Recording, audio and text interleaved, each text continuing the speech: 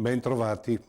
Ormai lo sappiamo tutti, l'Italia sta affondando. La disoccupazione, specialmente quella giovanile, è alle stelle. Le nostre GRIF, i marchi più importanti del Made in Italy, vengono acquistati dagli stranieri a prezzi di saldo. Le nostre maggiori industrie stanno delocalizzando in paesi più ospitali, per cui l'Italia si sta velocemente deindustrializzando. Il nostro patrimonio artistico sta andando a pezzi. Se piove ininterrottamente per 48 ore il paese va sott'acqua, il nostro debito continua a salire vertiginosamente e l'elenco delle doglianze potrebbe continuare per ore, però ci hanno detto che dobbiamo sorridere e qui c'è poco da sorridere. Dobbiamo prenderne atto, l'Italia attuale è un paese che si sta impoverendo ad una velocità supersonica. Se questa brutta china non si bloccherà immediatamente, subito, l'Italia entrerà inesorabilmente a far parte dei cosiddetti paesi del terzo o del quarto mondo. E allora qual è la priorità delle priorità per uscire da questo pantano? Io penso sia mettere mano alla giustizia. Senza una giustizia giusta lo Stato di diritto non esiste, la democrazia diventa una finzione. Ed oggi la giustizia in Italia è in grave sofferenza, ma attenzione! La giustizia che non funziona non è quella che viene combattuta da anni dalla casta padrona, in primis da Berlusconi. Come usa dire il Caimano, il cancro della società non sono le Beccassini, gli Ingroia, i Di Matteo, i Caselli, i Woodcock. Quello che è devastante per la giustizia italiana sono quelle leggi licenziate in questi decenni, fatte su misura per l'impunità dei potenti, da una politica collusa col malaffare e da quei magistrati che si sono fatti corrompere o che non hanno voluto vedere il marcio che ci stava mangiando il paese. Eccovi un esempio. Scrive il Fatto Quotidiano. Nello scorso giugno è stata arrestata per corruzione e peculato Chiara Schettini, giudice del Tribunale fallimentare di Roma.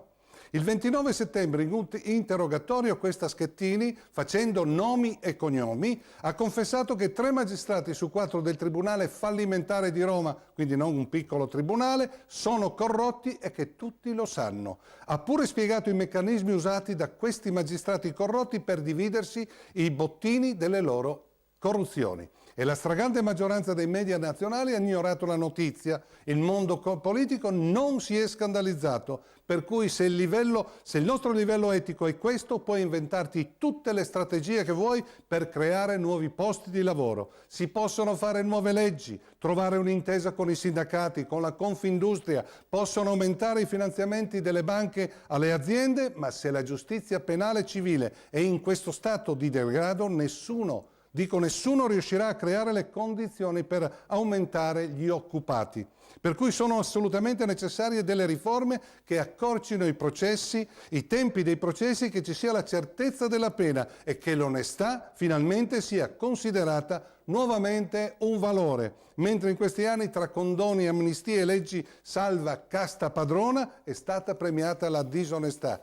E in questa Italia dove la illegalità di ogni genere, come vediamo, regnano sovrane, la Ministra della Giustizia Anna Maria Cancellieri ha preparato incredibilmente un disegno di legge che rende più complicato per i PM chiedere la carcerazione preventiva. Vediamo qualche perla di questa riforma. Ad esempio, è previsto che prima di arrestare un indagato sia obbligatorio interrogarlo, per cui il giudice, prima di arrestarla, lo dovrà prima avvertire. Vieni, ne parliamo perché poi vorrei arrestarti. Una scelta che credo sia demenziale.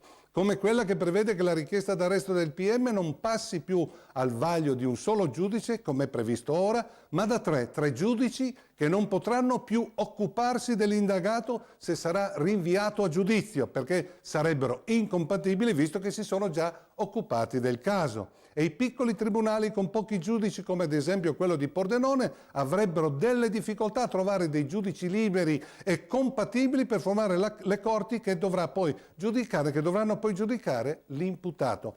Ma anche questo mi sembra una scelta bizzarra, per usare un eufemismo. E poi l'altra ideona elaborata dalla Commissione Giustizia della Camera: il magistrato, per poter arrestare un incensurato indagato per un grave reato, dovrà valutare la sua personalità, i suoi comportamenti, i suoi trascorsi e i suoi comportamenti passati e presenti. Tant'è che il presidente dell'Associazione Nazionale Magistrati, Rodolfo Maria Sabelli, ha dichiarato a proposito di questo progetto: paradossalmente sarà più facile mandare in galera un borseggiatore recidivo che un omicida Al primo reato ho anche un funzionario che si fa corrompere per la prima volta. Rischiamo di non riuscire ad applicare ad un omicida neanche il divieto di espatrio. Tutto questo, oltre che pericoloso per la nostra sicurezza, mi pare poco serio. Ci rivediamo giovedì prossimo.